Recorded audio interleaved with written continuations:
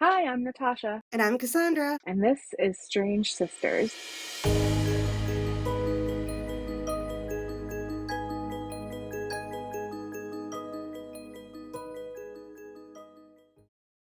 This is our inaugural podcast, and Cassandra's going to cover our first case. For our first case, I'm going to tell you all the story of another set of strange sisters from Rochester, New York, the Fox sisters. So, as many teenagers experience, you've experienced being way too deep into something. Like not getting caught cheating on like a test deep or like breaking your mom's vase deep. Deep like you are drunk in the backseat of a 25-year-old's car with like five of your closest friends, drinking some unknown liquor out of a water bottle in the middle of the night, kind of deep. Like you are in far too deep. There is no like getting out of that hole at that time. I just want to say, Mom and Dad, that that's Cassandra's experience. I'm I not literally claiming that have experience. the next thing I have written was now this sounds bad, especially to our parents. If you're listening, this totally never happened to either of us. Yeah. Never Hey, you once in said our it. I life. never. Yeah. Yeah, okay, miss walking down the street with no coat. I ran hot. I still run hot. Anyway, now even that sounds bad, but these sisters, they were in deeper than that. And then, like, they found the bottom of the hole and then they grabbed a shovel and they just kept digging. So, the Fox Sisters is like a really good story for our podcast because it starts with two out of three sisters. And the two sisters did a harmless prank that went way too deep and started like a whole whirlwind. So our story starts in the place called Hydesville, which no longer exists, with 14-year-old Margarita Maggie and her 11-year-old sister Catherine or Kate. They lived at home with their parents, happy-go-lucky, whatever. But they were playing pranks on their parents where they would pretend the house was haunted. So on March 31st in 1848, the sisters kept this prank going and their mother was starting to get scared. So, like, a skeptical neighbor came over and they held a seance to see, is the house really haunted? Now, the funny thing is, while the mother would ask the questions to this ghost, the ghost would answer in knocks and cracks and other things. Like, she would count to five and say, count to five back. And five heavy thuds would happen. She would ask the age of the neighbor that was there. 33 raps in succession. And Maggie, specifically the 14-year-old, would claim that the spirit was that of a tormented peddler who was murdered and buried underneath the very floorboards on which they stood. So this went on for quite a while until eventually, out of fear, the parents abandoned their home. And you think that like the prank of the house being haunted would have ended there, right? Yeah, that's pretty messed up that they literally had to move out because they were so scared. Well, and we'll get into more of how they were doing it later, but they literally were like just cracking their knuckles. Oh, interesting. Yeah. Okay. Well, you would think that maybe someone would figure that out sooner then? Like, that's I thought that pretty too, familiar sound. but they also like there's more later where like they did some maybe way too extra things. So instead of Hmm. so the other irony of all of this was when like the worst haunting, quote unquote, that happened, it was the day before April Fool's Day. It was an April Fool's prank. So this was all an April Fool's prank that went wrong. Like they had been doing it for a while, but they made the big deal to have the neighbor come. And then instead of being like, Mom, Dad, don't be mad, the parents were like, no, we're leaving. You're going to move in with your sister, Leah.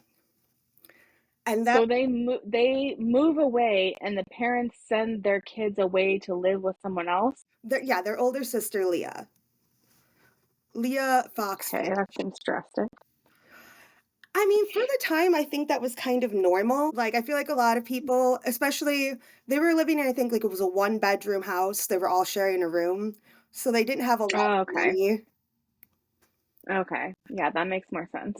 I mean, how many horror movies do we see where we're like, just move. Just move. And they're like, but we put all our money into this house. Yeah, that's true, actually. They actually were like, "Okay, we're getting out of here." So yeah, they sent them to live with Leah Foxfish, who I will have strong feelings about. Her name is Leah Fox. Fi What is it hyphenated like Yeah, Fox Fish? yeah, she's married, but we never hear much about her husband. Okay. I know, weird last name. Quite a name. Rochester has a very rich history. Like, as boring as we found it, there's a lot of history in Rochester and the Finger Lakes region. With the many Mhm. indigenous tribes, I mean, we went to Irondequoit High School, which is named after the Iroquois. Mhm. Hotbed of reforms. I mean, we've got Frederick Douglass, Susan B. Anthony, Mormonism, which is not as good as those other things. Yeah, But definitely not. Swinging in a different direction there, but yeah, okay. another way to talk about sister wives. Yeah. Well, they were in like a sect of Mormonism. I don't wanna put Yeah, fair. that on the Mormons. But a Interesting. little known fact, or little talked about fact, is Rochester had a lot to do with a religion called Spiritualism. And that's where the Fox sisters really take the joke too far. So the girls get to Leah's, and it seemed like the ghost followed them. Now, why I still don't get how, like, I don't know if they continued this or if Leah was like, this is funny, let's get more people involved. It doesn't really make sense, but involved people got. So, two people, Amy and Isaac Post, who were like community leaders, they were known for radical Quaker beliefs. They heard the story of the Fox sisters and they were interested. So they wanted to see these ghost sisters. So first they send some other Rochesterians to the home that was now abandoned in search for the bones of this peddler that they said that started this whole phenomena. Well, they found hair and possible bone fragments on the land. And at this point, there's no real way to like figure out, like, they can't date the bones like we can now. So, so this was like all the proof they needed. Nope, yep, girls can talk to ghosts. Perfect. Mind you, these girls are 14 and 11. So the Post invited the girls to their house to see, like, could they do anything outside of the familiar walls? So, again, a time where the girls should just have been like, I need an adult help. Like, this isn't real. Yeah, they just keep taking it up a notch. I think that Leah kind of convinced them that what they were doing was real. And we'll like see that more later. So, and yeah, I have big feelings about Leah. So this meeting proved to the Post that, yep, they're mediums, they can talk to the dead, and so can Leah.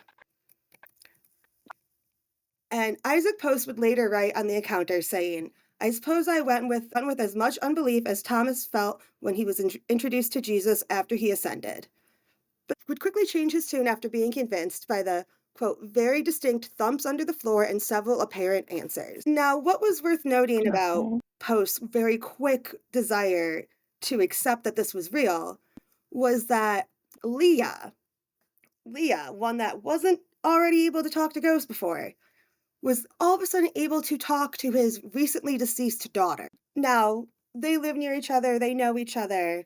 What a grimy thing to do. Yeah, that's really messed up. Like, you are preying upon a religious grieving family. Just taking advantage of their grief. I think all she saw was dollar signs because right after this, the Post set up an event for the girls in Rochester's largest meeting hall with 400. Again, the two of them are 11 and 14. I'm not sure how old Leah was, but Yeah, that's crazy. at this point, I can kind of understand, like, okay, yeah, we can't go back. Like, so on the date of the event, Mrs. Post, accompanied by a committee of skeptics, brought the girls into like a private changing room or dressing room. And they did something to them that I can only akin to looking for a witch's tit in the Salem witch trials, where they disrobed the girls and searched them for any possible signs that this was a hoax. And I'm Mm. not sure what exactly they thought they would have found on them because it's the mid to late 1800s. They're not wearing a wire, they don't have an iPhone, but they were cleared and it went well. It was basically a magic show, but it led to all three of the girls becoming a household name, which led to a quote unquote seer named Andrew Jackson Davis, who was in his own right delusional, inviting the Foxes to his home in New York City. So Davis's beliefs were that not only could talking to the dead be accomplished, but it was likely. And he had a whole paper about it. So the very day that the Fox sisters began hearing thuds, quote unquote, in their bedroom, Davis had wrote in his diary, "About daylight this morning, a warm breathing passed over my face, and I heard a voice tender and strong saying, 'Brother, the good work has begun. Behold, a living demonstration is born.'" So this is before the posts were involved or anything. This is March 31st that he wrote this. So you can imagine that, like, he he finds out later about the Fox sisters, and he's like, "Yes, I'm attaching myself to this group." So, it also made him look from a displaced fanatic to, like, a leader of a movement that was happening. Like, the spiritualism movement was happening, and in a large part, it was because of the Fox sisters. They're shining little girls who have these powers. It seemed like a lot of people wanted it to Mm. be true, and I think a lot of that is Yeah. has to do with, Calvinism at the time where, like, you were predestined. It didn't matter Mhm. how good of a person you were, it didn't matter what you did. There are so many people going to heaven, and, like, you just gotta hope you're one of them. So, the thought of maybe we're not just predestined, maybe we have an ability to make our own destiny. Mhm. And that there's life after death in some capacity. Yeah, so the sisters get to New York and hang out with Davis, and they had a professional tour actually. And they were in a hotel where they would hold open hours 3 times a day, sometimes taking private meetings in between. And a lot of wealthy and influential members of society also came to see the magic of their practice. William Lloyd Garrison, who witnessed a session in which the spirits supposedly tapped out the rhythm to a popular song at the time, has later quoted to say, Spiritualism will work miracles in the cause of reform." Great. So, like, now you've officially attached them together. So, once New York leg of the Sisters tour came to an end, it gets a little murky. So, Leah dips. Leah just goes home. Okay. I mean, had they made a lot of money at that point? Like maybe she was like, "I'm done with this. Like this is what I came for." And That's another thing. It's weird there's not a lot of information on Leah, but I think that's what it was. And I think that she was old enough where she was like, "This is gonna go down." But Mhm. when she got home, she kept holding private sessions. So, I mean, I guess when it went down, she wouldn't be hit with so much backlash. Yeah, that makes sense. Like But she's just letting her little sisters take the fall, yeah, basically. like she's just throwing them to the wolves. Meanwhile, we have no idea where their parents are. No idea where the adults are. Yeah, you'd think they would have come forward during this and tried to protect their daughters or tried to profit off of it, like their sister, like something. Yeah, well, I guess news travels slow and they weren't exactly wealthy, but it's possible Leah was writing them and being like, yo, everything's fine. Yeah, I guess that's true. I mean, you would think just like with how popular it became that they would have heard something about it. Yeah, so Leah went home and Maggie and Kate continued on, spreading the word of spiritualism. And it was on the tour where Maggie would meet her husband, Alicia Kane, who was not only a skeptic, but a skeptic 13 years her senior. So, olden times, delightful. Yeah, that's just what you need when you're a teenager. Or wait, was this the one that was 14? The one that was 11? She's 14. And I'm thinking by now at this point, they're about 15, 16. Ugh. Yeah. And like 29. So the guy's like 29. That's gross. Kane was enamored with Maggie, and he fell in love with her. He didn't believe in her abilities, but he loved her. So while he courted Maggie, Kane begged her to give her life up as a medium. Like, please, I will pay for your schooling. Please just stop this. And she did. And for a couple years, I mean, they were happy. They were married, but they would marry and then pretty much he would die, Oh, wow. Okay. which is sad. But he died in 1857. Uh, and so upon his death, Maggie would convert to Catholicism in his memory. Weird thing about that. Okay. Weird thing about that though. King was a Presbyterian. So So she was like, I don't really believe in that, but I'll n- get closer. no. So in like a weird way that's sweet, but like remember he's older than her in a gross way. He understood that Presbyterianism wasn't her thing, but he thought the mystery of Catholicism would appeal to her. So like you still get to be a little spooky, but you got Jesus on your side, I guess. I don't know. Like it's a cute thought, I guess. After Maggie lost her husband, she was distraught. She was in a horrible state of mourning, and she began to drink heavily. And she vowed she would, and it quote, would wholly and forever abandon spiritualism. This will come back later. So that's the short version of what's going on with Maggie right now. So then there's Kate. Kate, the 11-year-old, would not, I don't want to say be so lucky, but she was 11 when this all started. So she would go on to marry a devout spiritualist and continue on her medium career path. And it seemed like she was thriving in it. But every new session, she seemed to have a new skill in like the art of communicating with the other side.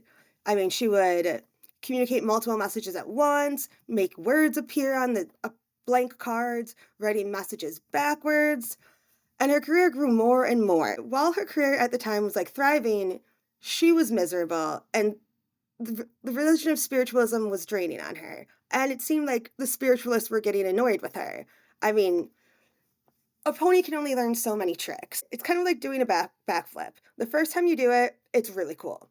Even the second or third time, it's impressive. The fourth time, cool party trick. Sixth, seventh, eighth, it's like, okay, we get it. You can do a freaking backflip. I guess they were like, okay, so there's no more tricks here. Like, you can't communicate in any different ways. You're making us look bad. That's the issue with something showy like that, is it kind of fades in impressiveness over time. Well, and she's aging. So, like, she's no longer like this cute little 11-year-old. So eventually, the stress of the unrealistic expectations and keeping the business she and her sisters had created, with the growing unrest with the spiritualism community, she just couldn't do it anymore. And she, like her sister, turned to the drink. So on October 21st, 1888, 40 years later, Maggie was out for blood. Maggie was out for revenge.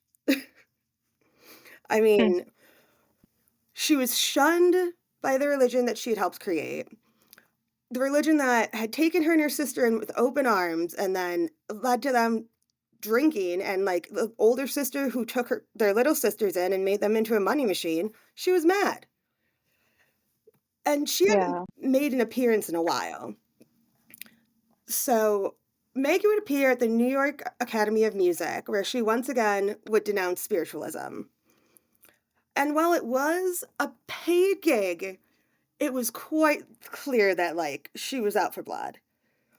Maggie would go on to explain how her and her sisters managed to fool so many for so long. End quote. My sister Katie and myself were very young children when this horrible deception began.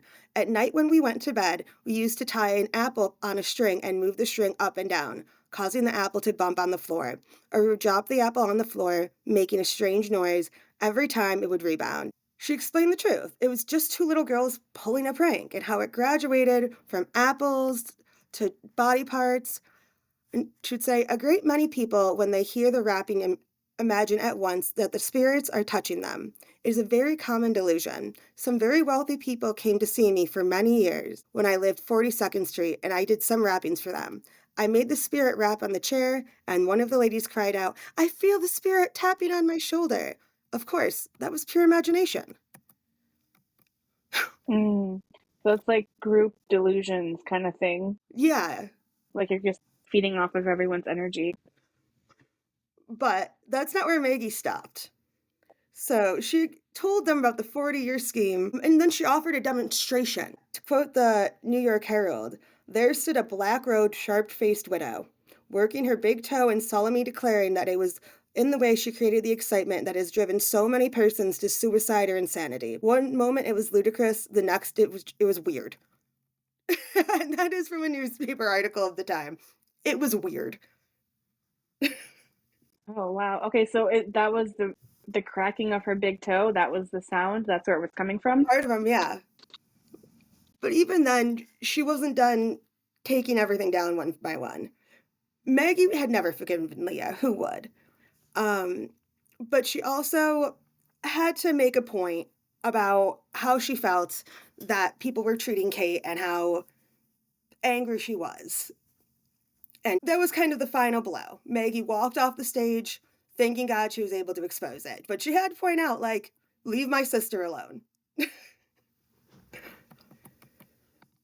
And you would think that would be the end of it, right? Well, yeah, credibility is obviously out the window at that point. So, No, no, no. So a year later, Maggie would recant her statement, claiming the spirits insisted so. And that did jack and all nothing. She had been completely written off, her sister more or less had been too, but I don't know, she felt the need. Until she did something weird again. She would then go to the Manhattan Liberal Club, speaking under the name Mrs. Spencer, where she would again reveal all the tricks of her trade. So, like, I don't know what was going on. It was weird. yeah, it kind of seems like she just wants attention at that point. And at this point, she's got to be in her 50s or 60s, so maybe she was running out of money. I mean, she's a widow. Yeah, that could definitely be part of it. But Leah and Maggie never did make amends. Leah died in 1890. Kate would unfortunately succumb to her drinking and passed away in 1892, with Maggie following her only 8 months after, in March of 1893. Wow, that's pretty sad. Yeah, but there's still more weird things happening. And which 1893 is also the year that the National Spiritualist Association of Churches was founded, which I'm sure she would have a lot to say about if any of them were true mediums and could hear her. So, people still believe in this? Is this belief still active? Yeah, so in 1854, after all the Fox sisters had left their home in Rochester, a church was built. It was built across their home, but their parish dwindled, and in his wait for it, they bought it, the Plymouth Spiritual Church, across from the Fox sisters' original home, and used the Fox sisters, ironically, as a sort of inspiration. September 11th, 1925, the Democrat and Chronicle, the Rochester local newspaper, had information about money already being contributed for the purpose. And by June of 1926, Sir Arthur Conan Doyle, yeah, that's Sir Arthur Conan Doyle, Sherlock Holmes Conan Doyle, was a passionate believer in spiritualism, and he donated $5,000 of his own funds to help the church's effort. Okay, that's interesting. And it gets even worse. There is a 25-foot monument to the Fox sisters, built with the spiritualist philosophy on it that says there is no death, there are no dead. So they really went all in on this. Or like they admitted that this was all a hoax, but Not good enough. just forget that. So I want to bring it back to the beginning of this poor skeleton of this guy who started this whole story that is all a hoax, but isn't apparently. While the church was working on it, some kids decided to visit the quote unquote spooky house at the original house in Hydesville. And they found a full skeleton. A doctor examined the Hmm. bones, and it was believed they were 50 years old, exactly how old they would have been. While the new discovery seemed like it would be a savior to the spiritualists, and that Maggie was just this bitter sister, and the Fox sisters were truly, honestly mediums, that wasn't the case. It didn't really do anything for them in that effect. And 5 years later, another doctor examined the same bones and stated, they were nothing but a few odds and ends and random bones, including multiple rib cages as well as chicken bones. And he even mentioned that there was a rumor of a local man placing the bones there as a prank. Yeah, another prank. Oh, okay. So they probably just got it from like mortuaries and schools Yeah. and chickens. And that is the story of the Fox sisters and why you should definitely tell your parents before things get too deep and they leave you with your mean older sister. Not you, Natasha. Yeah. If it had been at that time, I probably would have been also mean. But You just married me off. yeah, yeah, really. Wow, they went through a lot. Well, that was an interesting story. And to this day, I believe that the statue's still up. It's in Rochester? I believe it's in Palmyra, Oh, okay. or it might be on Palmyra Street in Rochester. Not of the If girls. It's like one big, like straight monument with like a tip at the top. Oh, okay. So yeah, you wouldn't even really Yeah. think anything of it. It looks like it's in the Cornhill neighborhood, Yeah. that historic neighborhood. They never did find out what the bones from the original digging up were from, but honestly, it's the 1800s. It could have been anybody. Yeah, I mean, it could have been someone from the war, right, that died on the property, of old age. It could have been someone that was murdered. People also just didn't really live that long back then. You could die from what would now be minor things like pneumonia or Yeah. bad well water. Like it could have Yeah. been anything. Oh, I've had a cola. I do not recommend. And that's the story of the Fox sisters. Thanks for tuning in and stay strange.